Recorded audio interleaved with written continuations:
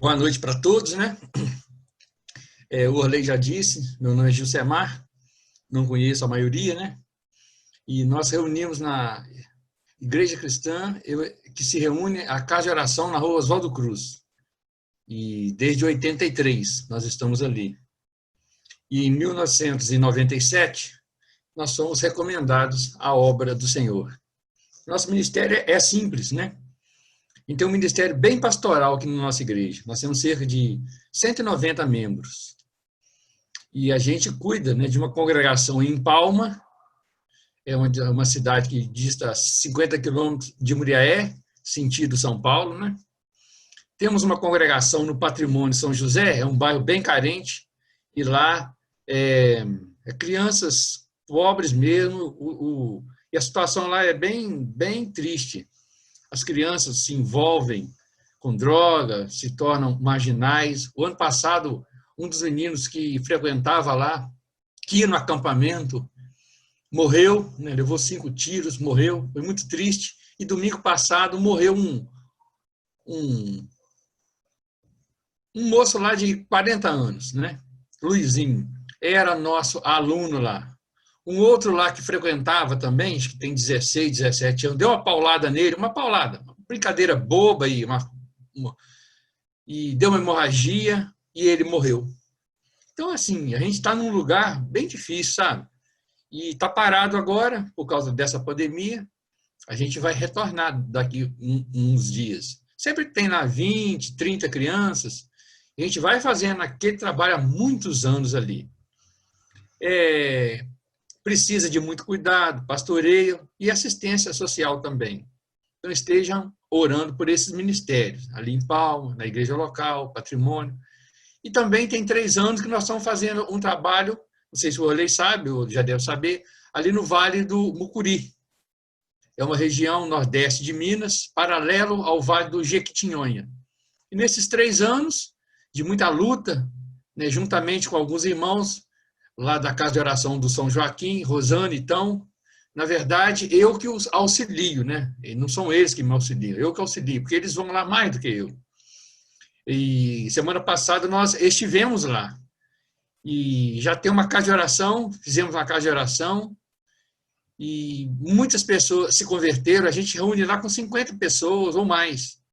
20 crianças, agora tem salinha para as crianças. Mas é uma viagem muito longa, dispendiosa, são 500 quilômetros de Muriaé, certo? É para lá de Teófilo Otoni, 70 quilômetros. É uma viagem pesada, são 9 horas de viagem, 8h30, e chega lá muita carência mesmo, de tudo, entendeu? Tudo. A pobreza lá é muito grande. Então, tudo que a gente leva, consome lá, e mais alguma coisa. E a gente precisa de ir lá, pelo menos uma vez por mês, vamos dizer assim. Eu pretendo ir de mês sim, mês não, no máximo. Dar uma assistência, visitações, estudos bíblicos, orientações.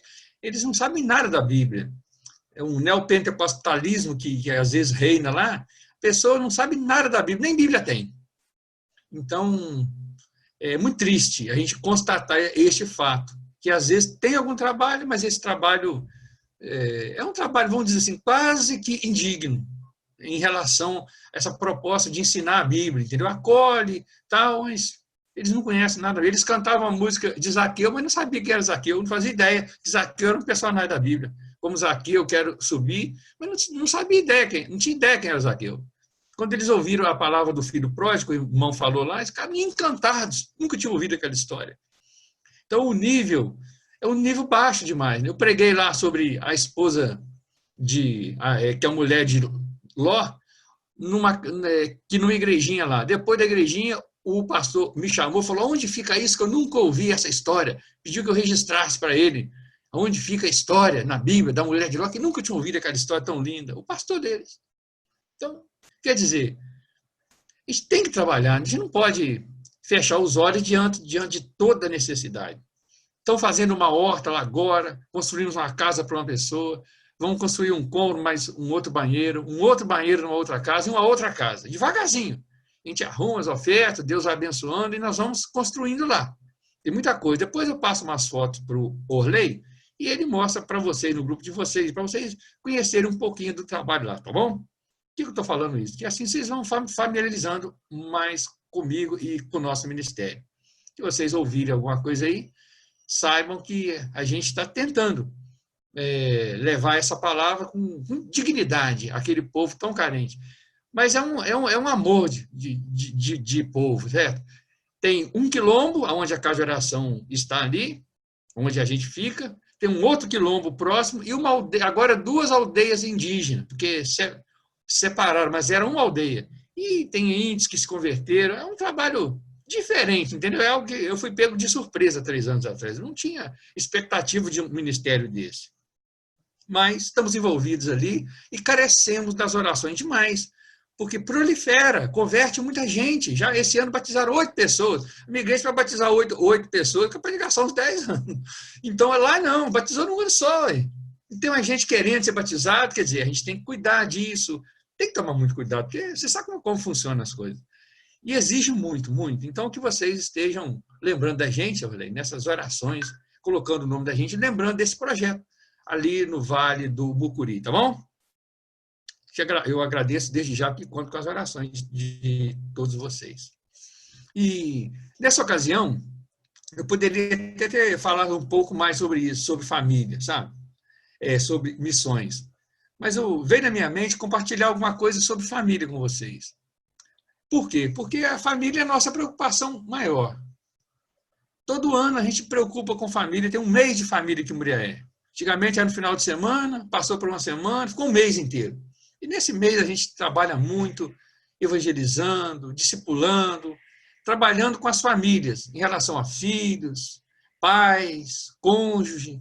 E nós temos visto que temos deficiência em todas essas áreas. Aí tem lares aí onde os filhos estão rebeldes, onde um cônjuge vai à igreja, o outro já não quer mais. Então a gente está vendo aí pais que não vão à igreja, apenas os filhos vão. Então nós temos preocupação. Eu quero compartilhar um pouquinho sobre família com vocês. Vamos começar hoje, se Deus quiser terminar semana que vem, com a graça de Deus, certo?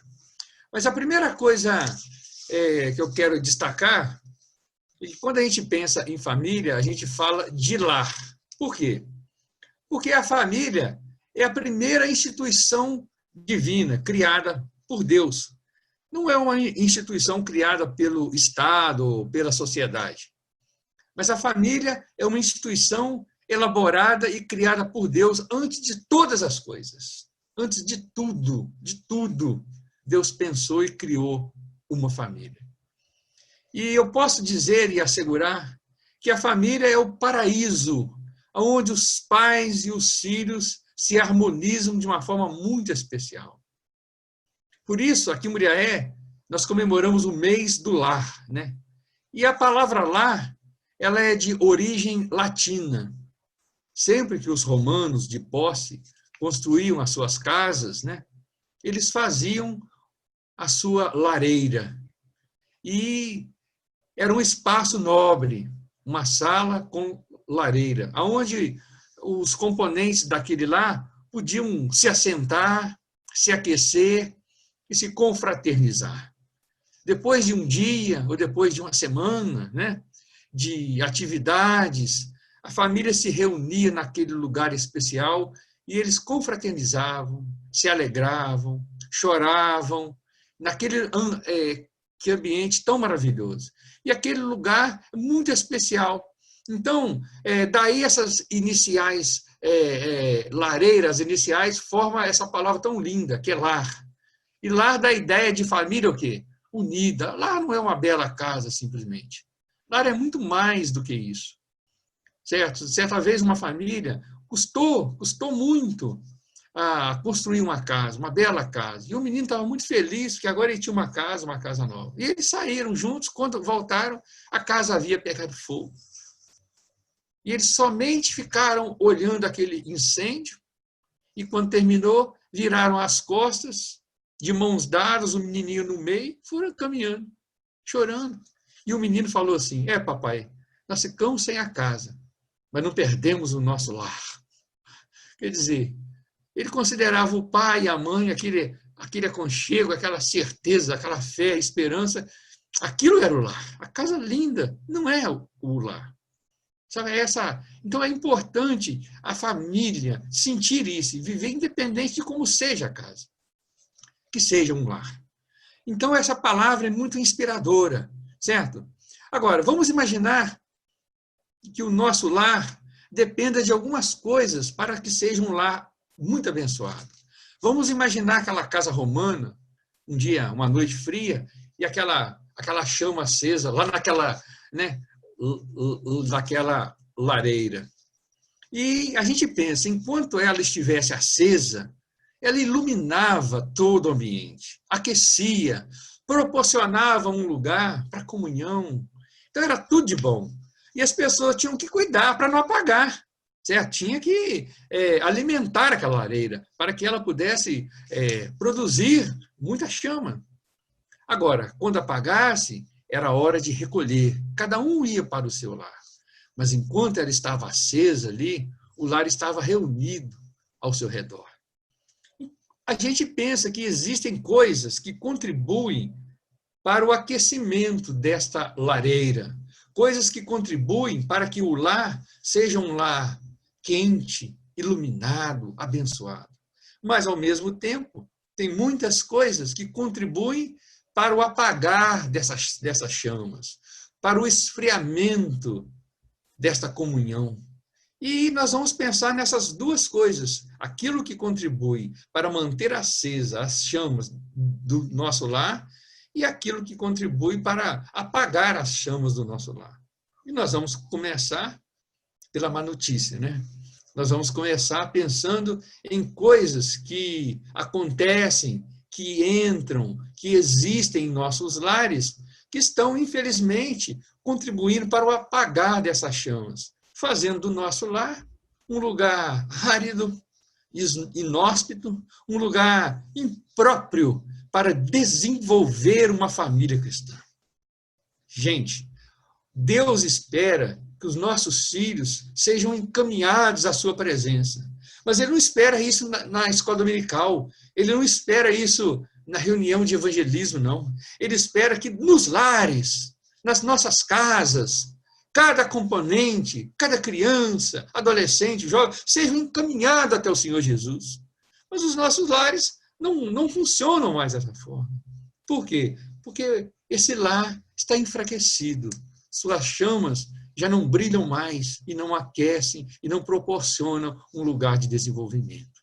Mas vamos pensar, então, o que tem contribuído para que essas chamas cessem em nossos lares. E, primeiramente, algo que tem contribuído para isso, para esse esfriar dessas chamas, é a desvalorização da palavra de Deus. E a consequência disso? A consequência são as perdas das bênçãos divinas. Pensemos nisso. A desvalorização da palavra de Deus tem como consequência as perdas das bênçãos divinas. Eu estou com a minha Bíblia aqui em Gênesis, capítulo 2, não é isso? Nós temos um registro lá da criação, da instituição da primeira família, quando Deus criou o homem, mulher, e Ele deu uma ordem muito, muito simples, muito clara. Nós vemos nos versículos 15 a 18 de Gênesis 2, certo? Eu não vou ler o texto todo, não, certo? Vou ler apenas uma parte. Gênesis 2, versículo 15. Olha só. Tomou, pois, o Senhor Deus ao homem e o colocou no jardim do Éden para o cultivar e o guardar.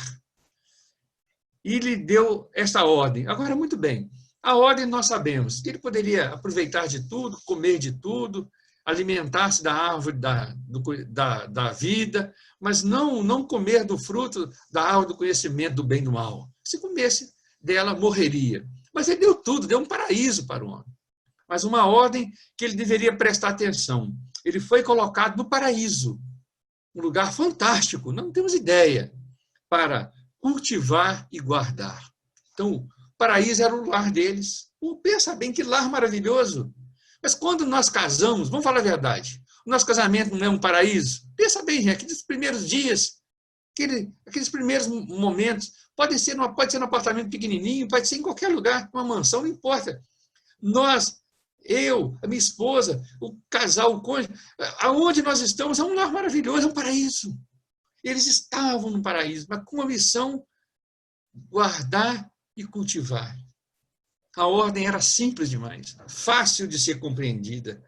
Aquele lugar mais importante para eles, porque ali, no lar, era o lugar onde eles iriam realizar os sonhos, eles iriam desenvolver os projetos de vida, naquele lugar, naquele paraíso. Ali tudo poderia se realizar com a bênção de Deus. Qual era a função deles? Cultivar e guardar.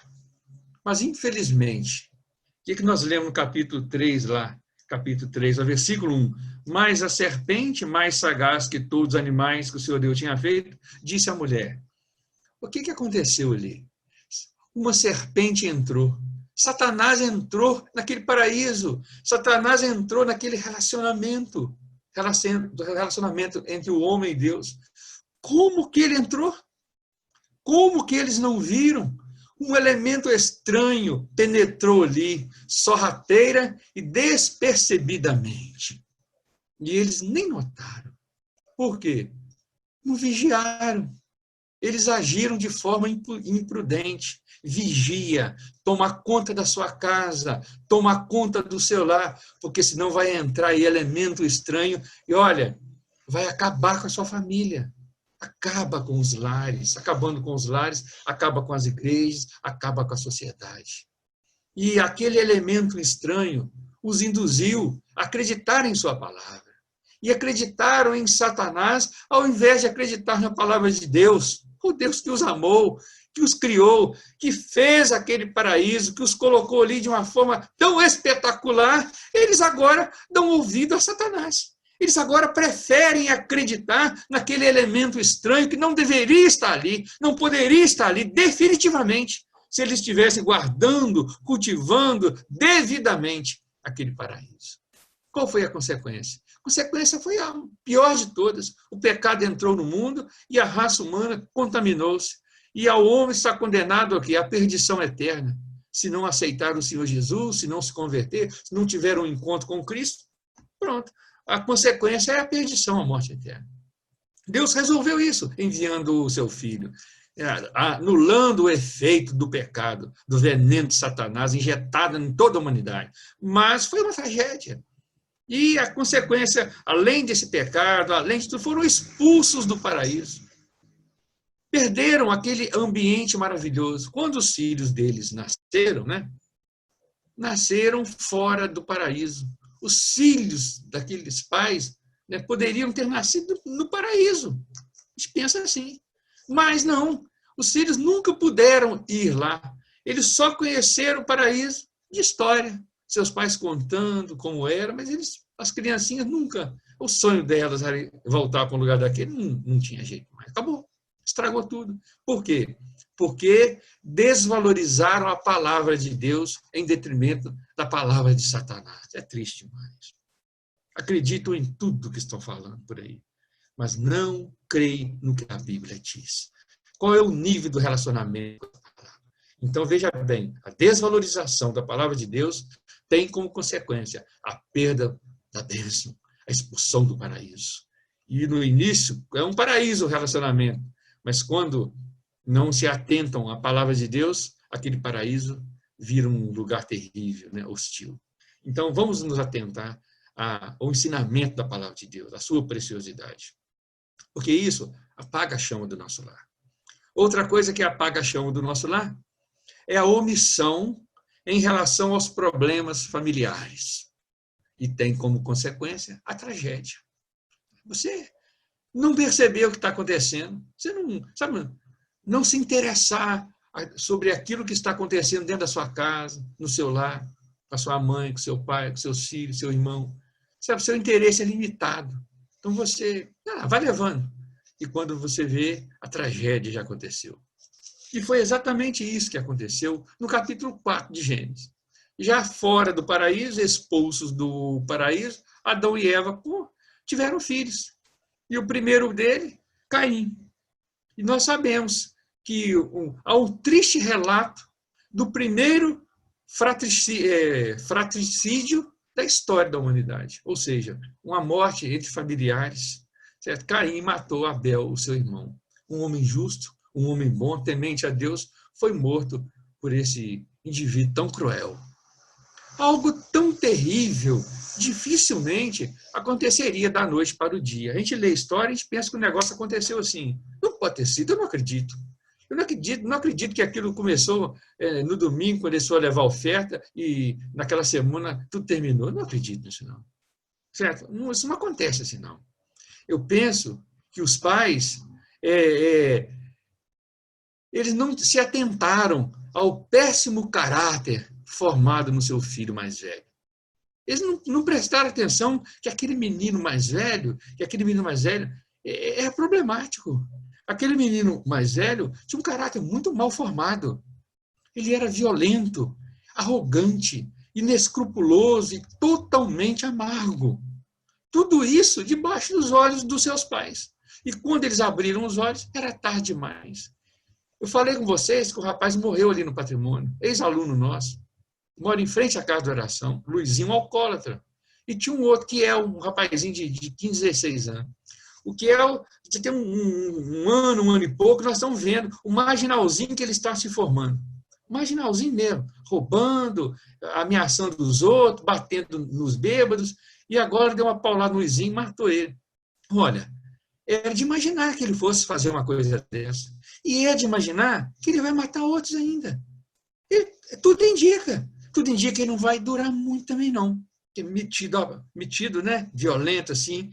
E os dias dele estão contados. Eles vão dar fim nele em pouco tempo. Se não houver uma mudança, se não houver uma intervenção divina ali, o que não vai durar muito. Por quê? Porque nós já estamos vendo pelo andar da carruagem um caráter péssimo. O menino foi criado, eu vi a foto dele outro dia, junto com os menininhos, junto com os outros menininhos, lá no horto, nós levamos todo mundo no horto, lá ele pequenininho, ele tem muito tempo já, a gente pensa assim, mas tem mais de 10 anos já. Ele ali no horto, brincando com as outras criancinhas, bonitinho no meio dos outros. Hoje, um assassino, um marginal. E é assim que acontece. Se nós não tomarmos cuidado, dentro do nosso lar, nossos filhos vão virar o marginal também. Ué, a gente não vê, a gente não sabe o que está acontecendo agora. Não é de um dia para o outro, não. O mestre é pequeno. Não presta atenção não para ver. Não cuida, não. Não começa a avaliar o caráter, o pensamento, sabe? Eu nunca me esqueço, um amigo meu, ele já morreu. Se tivesse vivo, tinha 100 anos já. Sei que ele morreu e disse para mim assim, Jusemar, quando eu era criança, eu fui jogar bola. E meu pai me observou jogando bola.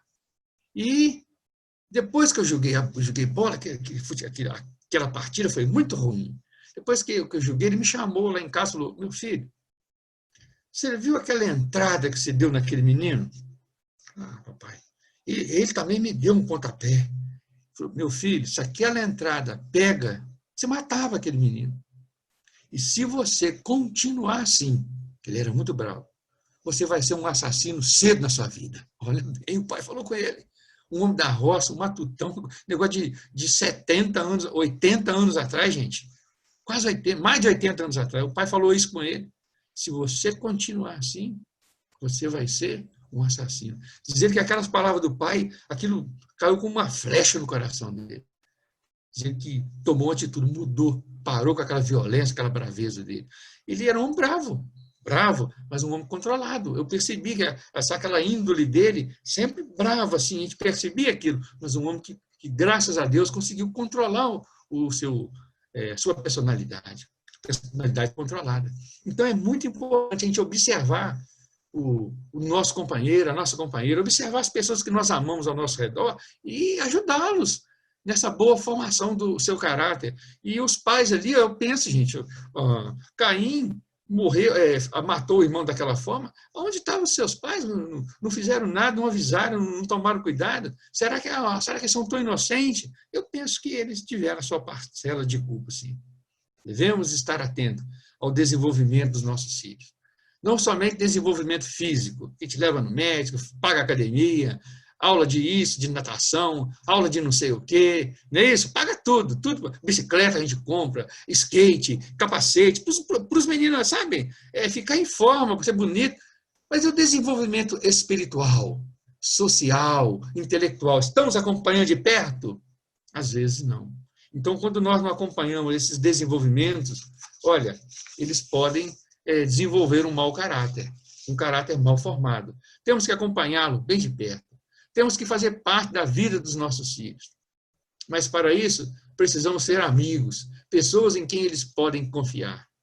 Estou dizendo, e tem uma coisa coçando da minha pele. Minha filha saiu com a minha esposa, né? Ela nem comentou isso com os outros. Ela decidiu agora, que essa semana, que já vai mexer algumas coisas para o casamento. Você sabe que isso tudo é muito difícil, vocês sabem disso. Pensar numa festinha, pensar em alguma coisa para alguém, pensar no local, pensar em tudo isso é muito difícil demais, gente, mexer com isso. O meu eu não queria outro, não. Mas eu preciso ser amigo da minha filha, eu preciso estar junto com ela, ajudar, realizar o sonho dela, tendo a minha possibilidade, vou ver o que eu faço, mas eu não posso abandoná-la, eu não posso deixá-la, sabe? Eu não posso colocar dificuldade. Agora, eu me aproximar dela para oferecer, se ela não confia em mim, se ela não for minha amiga, vai olhar assim, ó, você vai me ajudar como?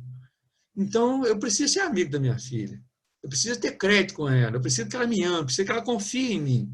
Então, para isso, eu tenho que, ao longo do meu relacionamento com ela, conquistar essa confiança, não é isso? E agora, esse momento tão difícil, nós vamos fazer disso uma aventura, nós vamos fazer disso uma coisa gostosa, não vai ser sofrimento. Não, por que sofrimento? Não, vamos fazer disso uma alegria. Para muitos é sofrimento, porque encara dessa forma. Então, eu quero estar ao lado dela, orar com ela, chorar com ela, porque ela viu o preço e começou a chorar. Então, começa a chorar com ela, chorar. Mas vou sorrir também, e vou lutar, e vamos conseguir. Daqui a um tempo vai dar tudo certo. Deu para uma, vai dar para outra também. Então, vocês estão compreendendo? Nós temos que estar junto com os nossos filhos. Ser amigo, olhar, corrigir. Falar, minha filha, não pode ser assim, ó, se você continuar assim, né? Ó, você está estressado demais, não pode falar isso, não pode. Tem que ajudar, ué. Tem que estar junto, não vou largá-la, não. Agora, descuida para ver, deixa para lá. Depois você vai ver o que formou. Aí, quando viu, um já matou o outro. É triste, né, gente? É triste. Mas por que isso? Porque omissão em relação aos problemas familiares, problemas de um mau desenvolvimento no caráter de um filho. E a gente sabe que muitos filhos, aí, muitos pais crentes, piedosos, seus filhos não estão naquela geração, estão no mundo. Por quê? Não sei, obrigaram a ir na igreja, não prestaram atenção, não ajudaram. Não, nem todo mundo é assim, mas em muitos casos houve falha, omissão nisso tudo aí. Não é só levar na igreja. Tem coisa muito mais importante que isso, né? Do que simplesmente levar à igreja. Tem coisa junto com isso aí, tá bom? Então, veja bem, desvalorizar a palavra de Deus, perda das bênçãos. Omissão dos problemas, tragédia. E agora uma terceira coisa que prejudica e apaga as chamas da lareira do nosso lar, né? O desrespeito aos pais. Agora eu falo para os filhos. E filhos, às vezes, de 50, 60, 70, 80 anos. Desrespeito aos pais. Estão vivendo uma geração em que os filhos não estão respeitando mais os pais, não. Sabe? Filhos de 50 anos estão lá morando com pais, voltando para casa, vivendo, desrespeitando. Os pais não têm mais sossego. Vai lá na escola, depois da aula, os pais não pegam filho mais, não, só os avós. Os avós vão buscar os meninos, responsáveis pelos meninos, porque os pais já estão no terceiro relacionamento, segundo, ninguém sabe para onde estão. A confusão, o mundo é difícil, gente. Nós ainda estamos bem preservados, mas as coisas estão muito complicadas. Os filhos não estão respeitando os pais, não estão deixando que descansem. É triste isso. E nós temos um exemplo aqui do desrespeito que Noé sofreu com um dos seus filhos, lá em Gênesis capítulo 9. Gênesis 9, versículos de 15 a 25, né? Gênesis 9, nós temos um relato ali. O que aconteceu? Vou apenas, depois vocês leem aí, Gênesis 9, de 15 a 25.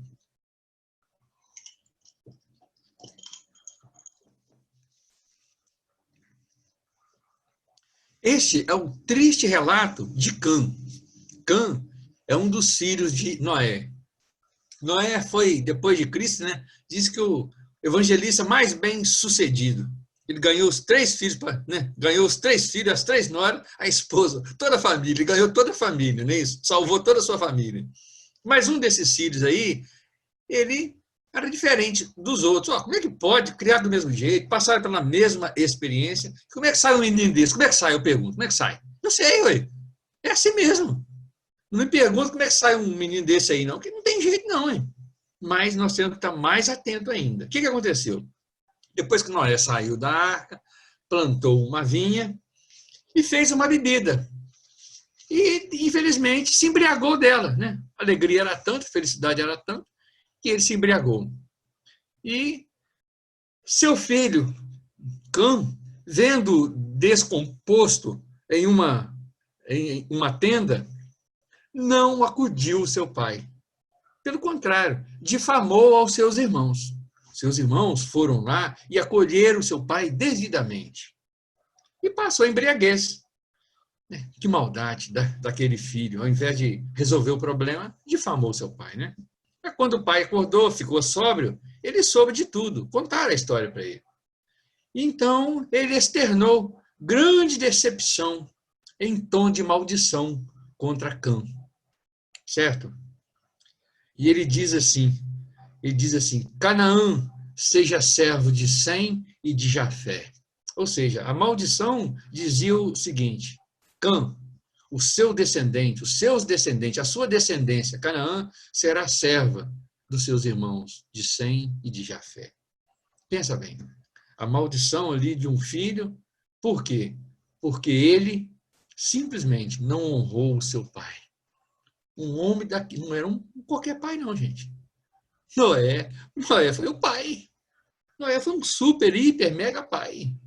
Ele construiu uma arca, a vida inteira construindo uma arca, para salvar sua família. Ele dedicou tudo que ele tinha, tudo. Lutou e salvou seus filhos. E alguma coisa que ele fez que o filho achou que não fosse correta, ele não perdoou seu pai, agiu de forma violenta. E às vezes nós somos violentos com o papai e com a mamãe. Às vezes nós damos uma resposta, às vezes nós falamos alguma coisa, mas estão nem aí. Tá certo? Muito cuidado. Nós temos que honrar os nossos pais. Porque Deus honra aqueles que o honram. Eu li esse versículo hoje. Aqueles que me desonram, eu desonrarei. Eu li lá, é 1 Samuel. Mas aqueles que me honram, eu o honrarei. Então, honrar pai e mãe é um mandamento que tem uma promessa maravilhosa lá em Êxodo 20:12, para que os seus dias se prolonguem sobre a face da terra que o Senhor, seu Deus, te dá. Então é isso, quando nós honramos nosso paizinho querido, Deus nos honra. Você entendeu? Isso é muito importante. E nós temos que criar a maneira de honrá-los. Não ligar para eles, conversar com eles, procurá-los, entendeu? Estar atentos às necessidades, sem cobrança, sem exigência. Muito importante isso. Então, veja bem, quando os filhos, não importa a idade, deixam de honrar os seus pais, aquele lá enfraquece, aquela chama apaga e ele perde o seu propósito. Então, eu quero agora compartilhar a última coisa que apaga a chama do lar. Em cima dessas colocações, tem outras, né?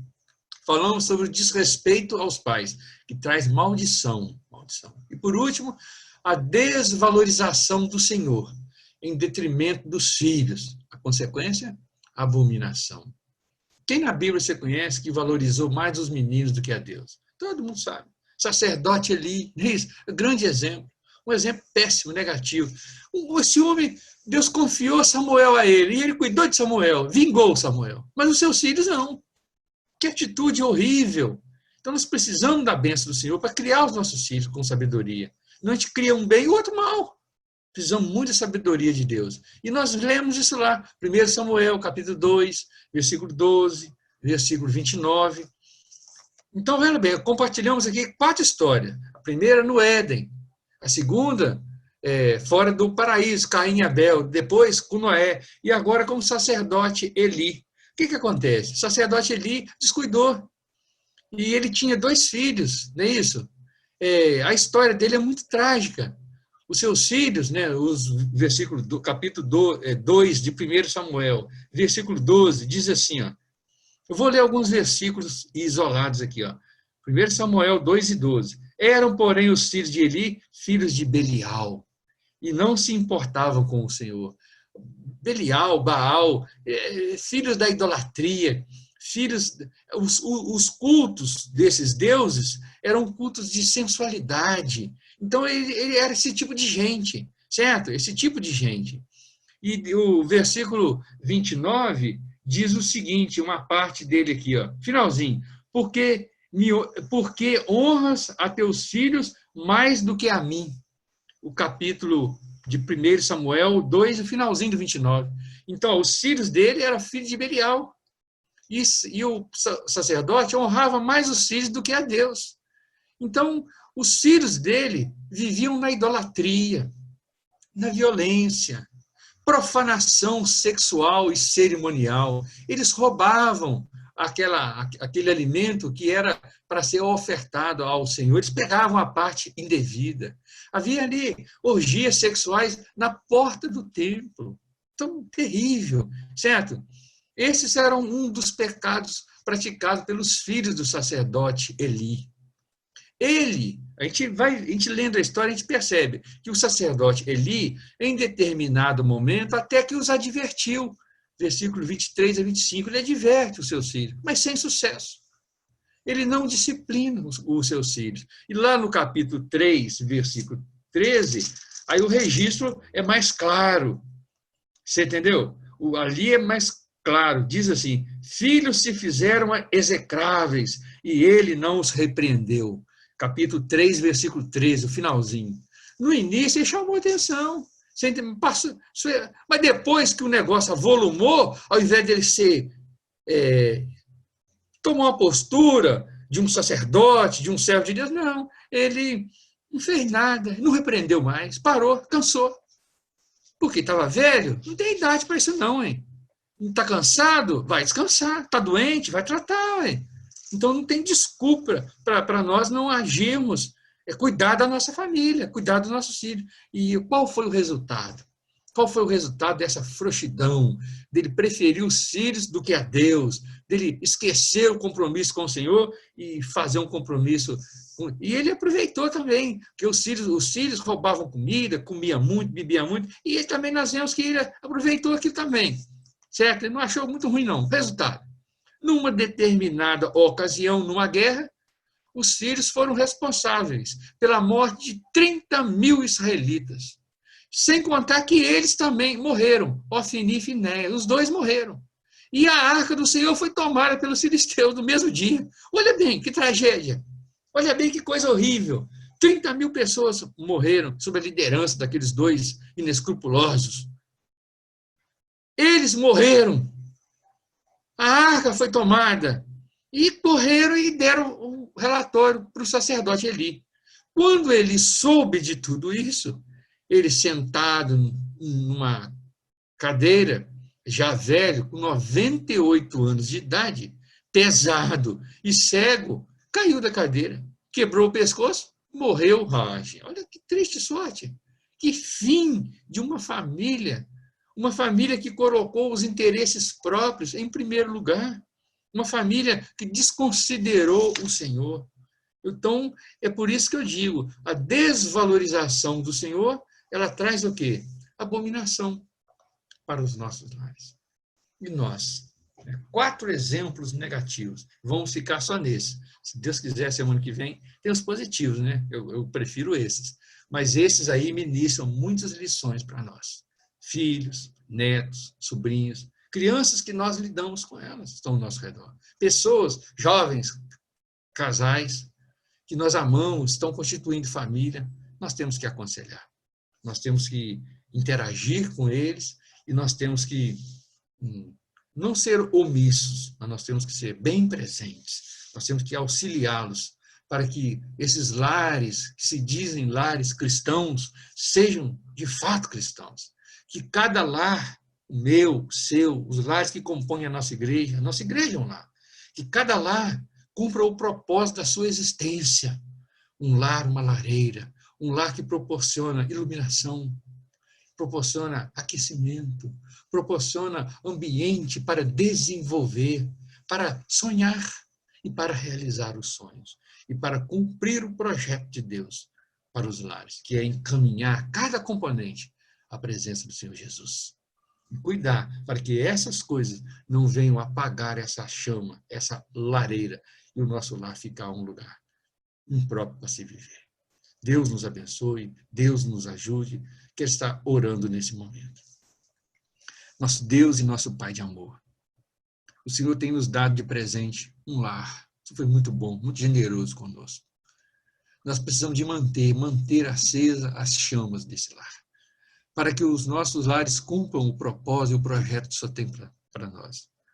Para que através das nossas famílias, todas as famílias da terra sejam benditas, abençoadas. Lembramos da promessa que o Senhor fez ao teu servo Abraão, que em ti serão benditas todas as famílias da terra. Quando as nossas famílias puderem levar o evangelho até as outras que ainda não te conhecem. Mas para que a nossa família seja uma luz, para que a nossa família possa cumprir esse propósito, é necessário que esteja bem iluminada, bem acesa a chama em nosso lar. A chama da tua palavra, a chama da oração, coisas que veremos semana que vem. E não permita que essas coisas que comentamos hoje possam apagar a chama do nosso lar, e o nosso lar se tornar um lar imprestável. Mas obrigado, porque o Senhor tem tocado em nossos corações, e nós temos trabalhado para fazer do nosso lar um lar verdadeiramente cristão. Obrigado por tudo, Pai. Te louvamos, te agradecemos, em nome do Senhor Jesus. Amém. Permitindo Deus, com a sua graça, semana que vem, nós estaremos aqui e vamos compartilhar essas coisas simples que nós conhecemos, certo? Que vão alegrar o nosso lar. Obrigado.